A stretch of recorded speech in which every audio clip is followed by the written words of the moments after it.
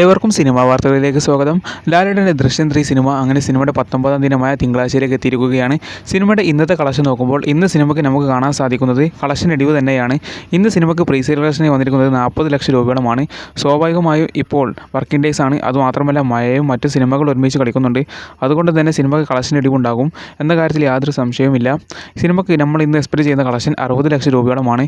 സിനിമയുടെ ഇന്നലെ വരെയുള്ള കളക്ഷനിലേക്ക് കടക്കുമ്പോൾ സിനിമയ്ക്ക് ഇന്നലെ നമ്മൾ എക്സ്പെക്ട് ചെയ്ത കളക്ഷനാണ് ഇന്നലെ വന്നിരിക്കുന്നത്. അതുപ്രകാരം സിനിമയ്ക്ക് ഇന്നലെ കേരളത്തിൽ നിന്ന് 2 കോടി രൂപയോളമാണ് കളക്ഷനായി വന്നിരിക്കുന്നത്.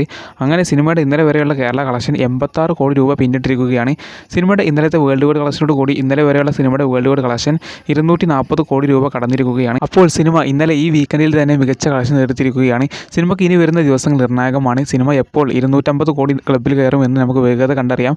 എന്തായാലും നിങ്ങൾക്ക് എന്താ തോന്നുന്നത് തീർച്ചയായിട്ടും കമൻറ്റ് ചെയ്യുക. ഈ സിനിമ 250 കോടി അടിക്കുമ്പോൾ നിങ്ങളുടെ അഭിപ്രായങ്ങൾ തീർച്ചയായിട്ടും കമൻറ്റ് ചെയ്യുക. ഇതുപോലുള്ള സിനിമാ വാർത്തകൾക്കായി ഈ വീഡിയോ ലൈക്ക് ചെയ്ത് ചാനൽ സബ്സ്ക്രൈബ് ചെയ്യാൻ മറക്കല്ലേ.